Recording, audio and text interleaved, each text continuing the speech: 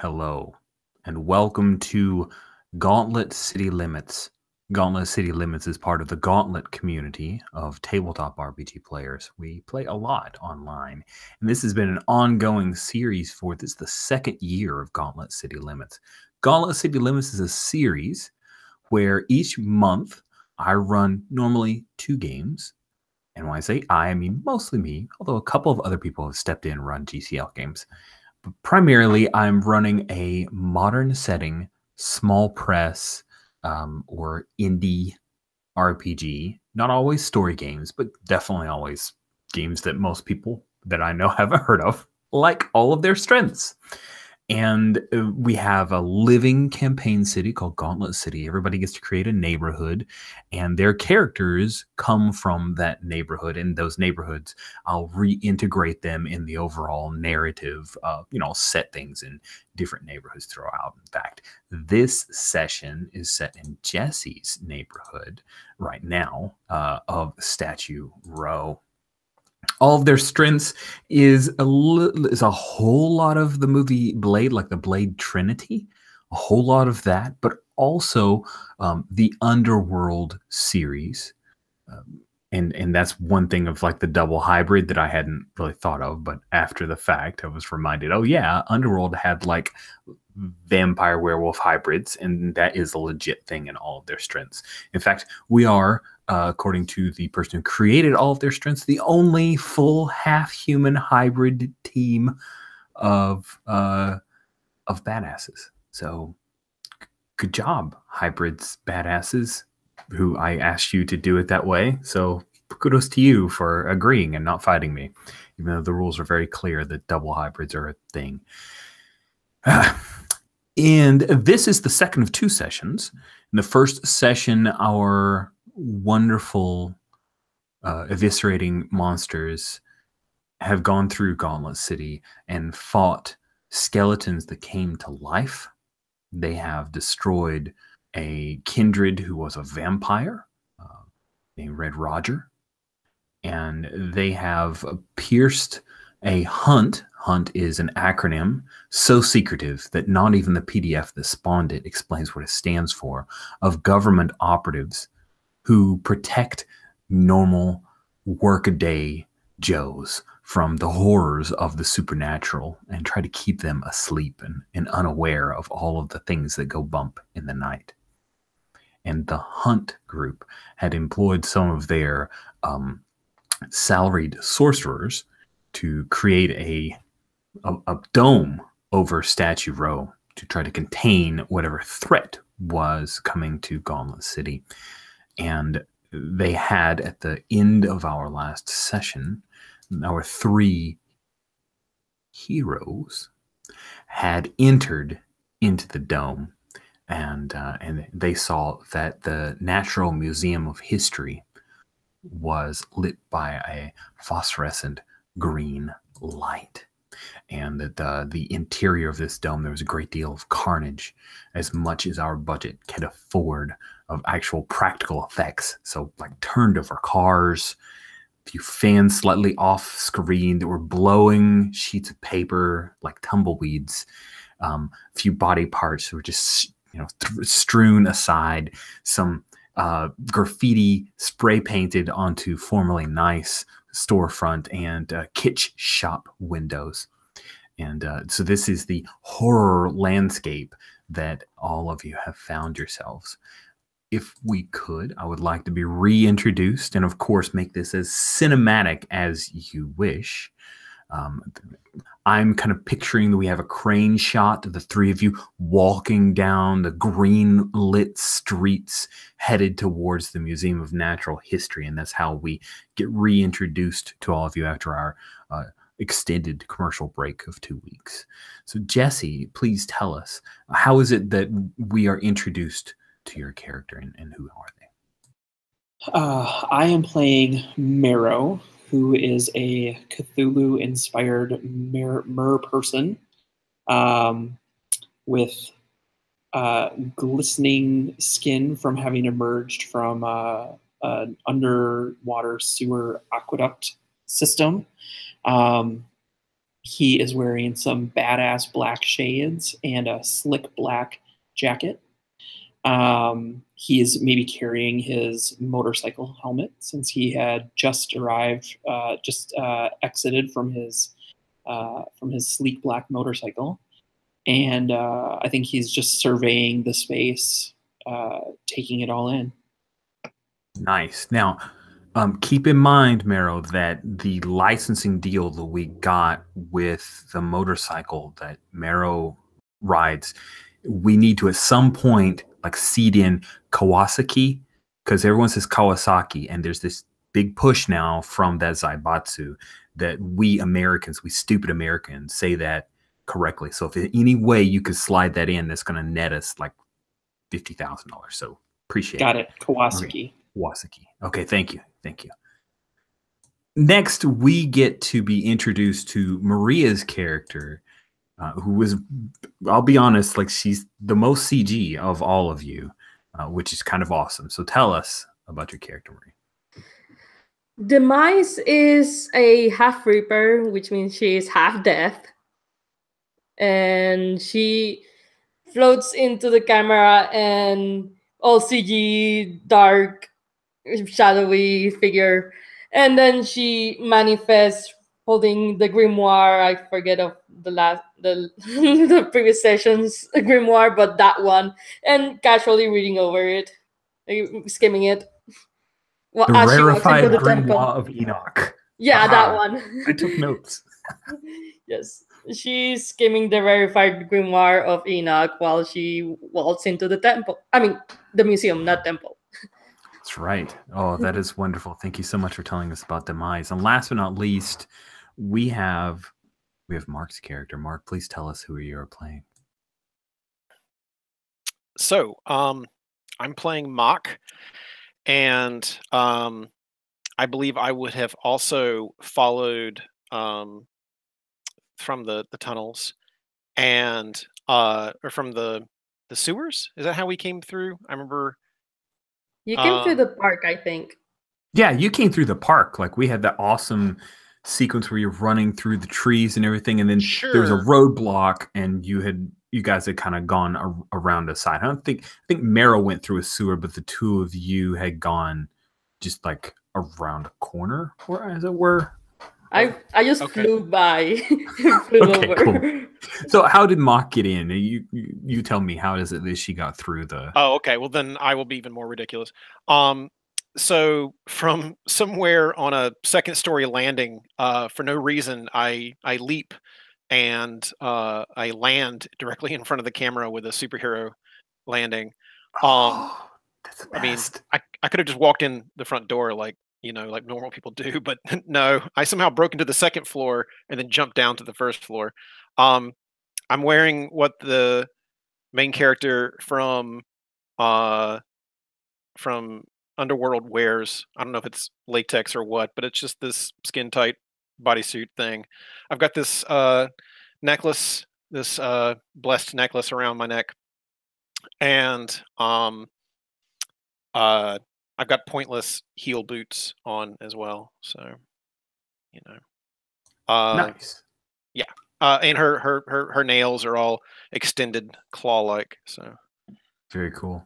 It could be that Mock didn't notice that there was a first floor way to get in here, because as we have realized from the stats that she's not that sharp. So no, I'm fast, but not super quick. fast and very, very hot. And also quite built. So she is wonderful and worthy of her own series of movies before we did this. This is like the Avengers of Blade Peoples, just so you guys know. Three of you do your kick-ass entrances. You're heading down Statue. What's like an S? It's not Statue Street. It's like but it needs to be alliterative. Is there another S related? Statue Circle. There we go. Although it's not a circle, it's a long street. But no one knows.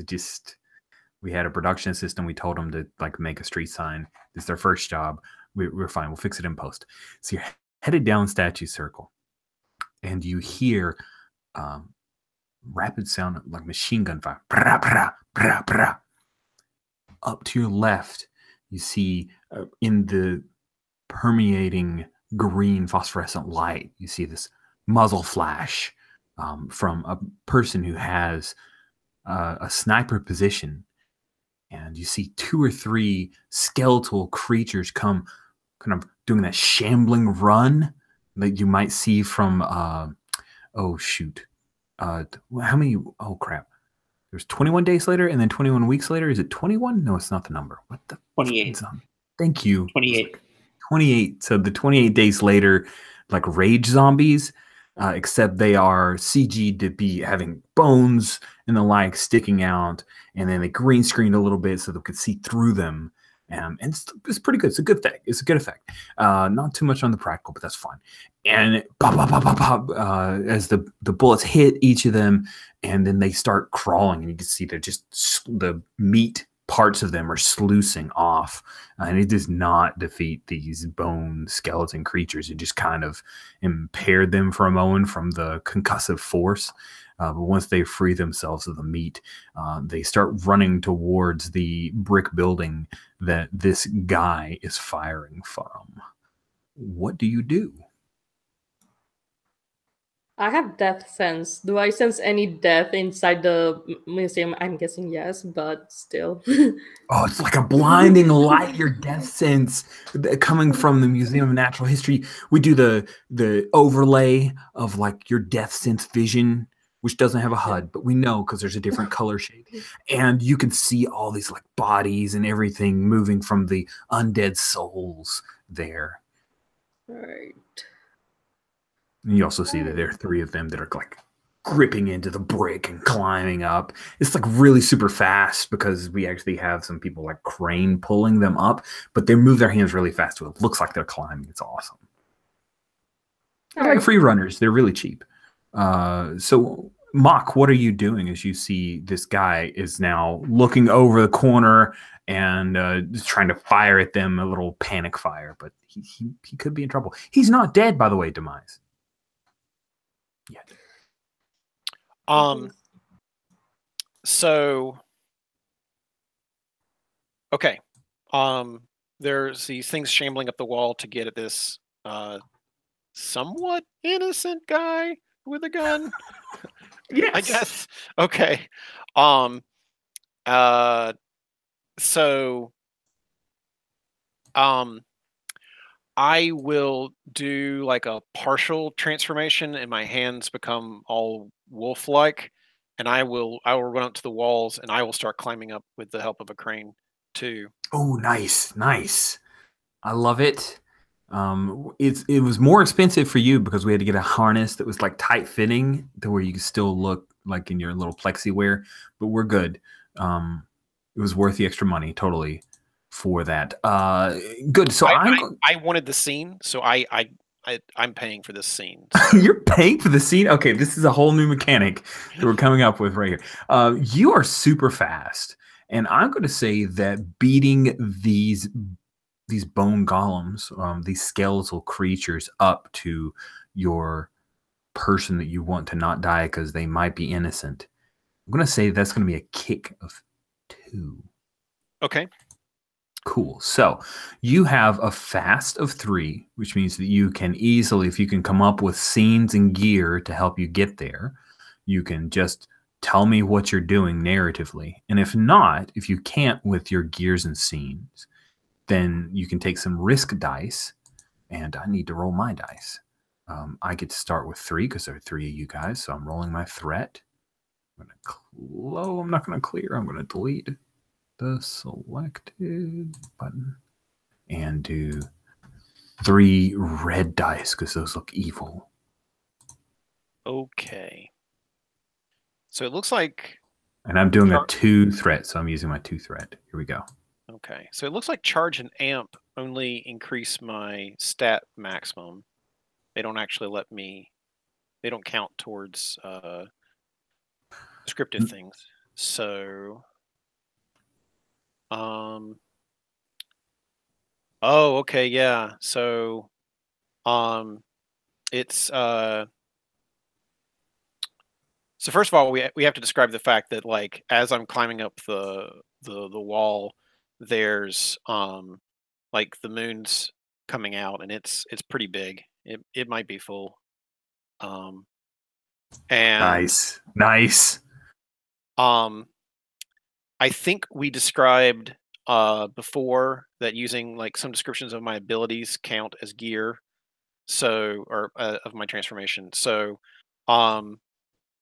so I will use one from the transforming hands.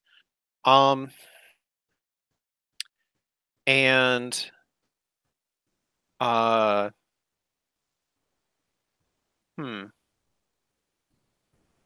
I guess I can't imagine in underground fighting climbing up a wall. um, You're saying that you couldn't possibly frame a flashback to a previous movie where there was an underground wall climb fight? Sure. So we were in this pit, and there were two reasons to climb upward. One is if you could make your way over the lip, then the fight was over. But the handholds that got you up there were actually weapons that had been sheathed into the pit walls. So the longer the fight went on, the less likely you were to get out of the pit anyway, because you'd be taking the weapon out, and that would be your handhold. And someone was like screaming. We had a crowd of people that were watching on like closed circuit television, screaming out "Kumite, Kumite, Kumite." Okay, sorry, back to you. Right. And I dashed aspirin in their eyes. No. So I've climbed really far up, and I could easily at this point in the flashback just put one foot on top of the hilt of the sword in front of me, and flip over. But I decided to pull it out, and I jump down instead, and I'm doing a stabbing thing. So nice. I was for a second thinking about like just Fight Club style underground fighting. I forgot the game I was playing. So that's two things that I've used out of my maximum of 3. Do I have to meet or beat? You only need to meet. Contrary to last time we played, where I read the rules wrong, Maria was right, and we just need to meet. And I said it was a challenge of 2, which you have met. Therefore, you skitter up the wall faster than the 3 skeletal creatures. How is it that you, and we'll get to Marrow in just a moment, are you like jumping over the lip of the building and interposing yourself between you and the gun-toting dude? Or how is it that you plan on, like, when you get there, what do you do?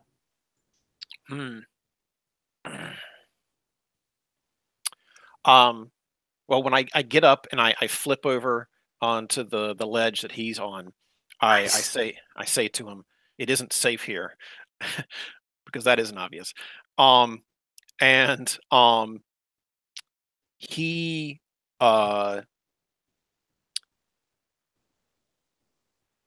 he is like over, like around my like around the side of me, trying to shoot like ineffectively, like just trying to get at them. And I'm like, "Give me that," and I take his gun and I just blast him. Oh, that's awesome. That's awesome.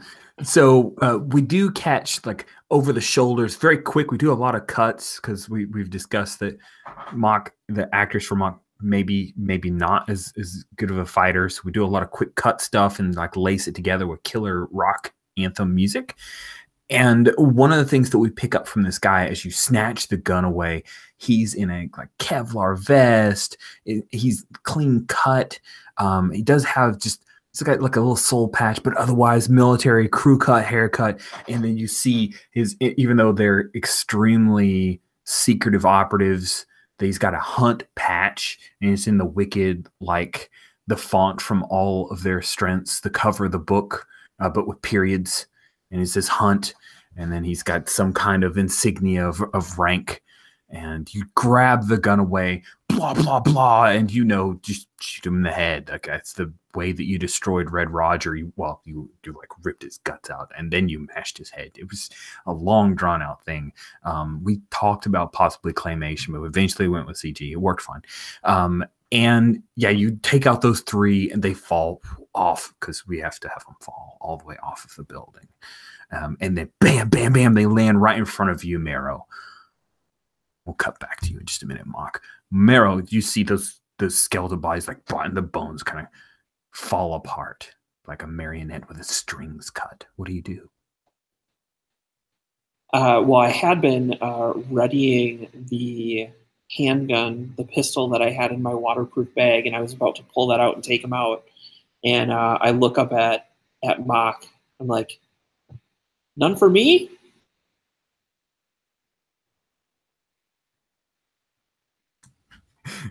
Yes, it appears that you're left without anyone to destroy, Marrow. So we will cut to all 3 of you on the roof because that's the best way to get a nice, like, scenic view of the Museum of Natural History and the like. And he says, "You are all those mixes, right?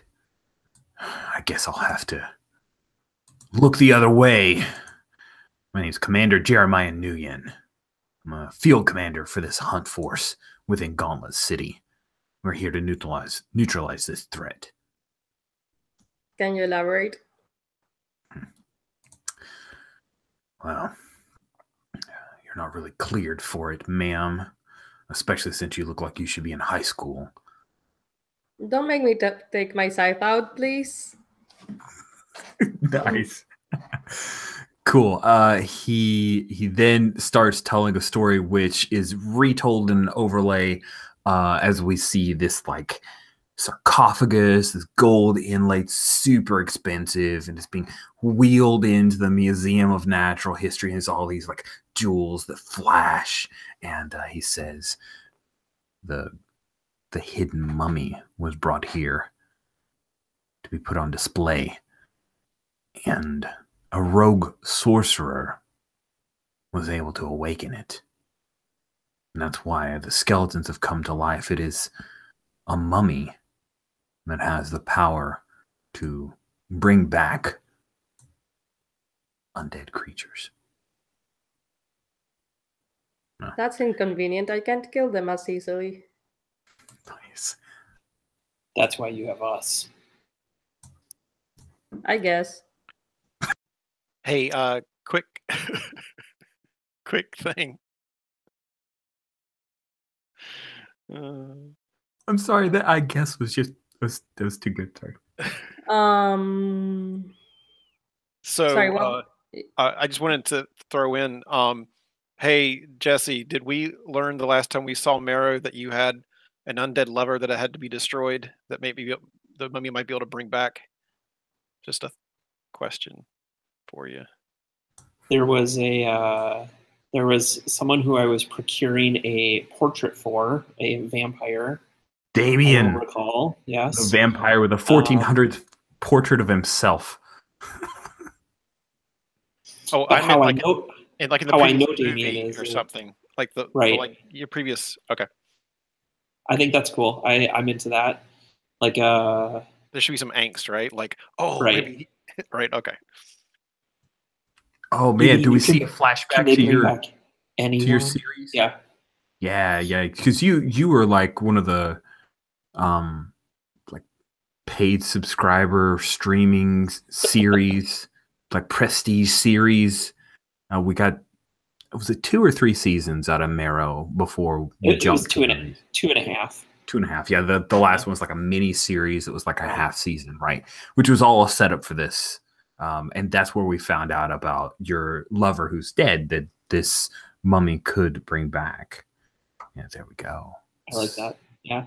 There's a scene of me, like, standing over her dead body as she had just drowned or something. Somehow connected to my terrible drown. That's it. I powers. love it. Yeah.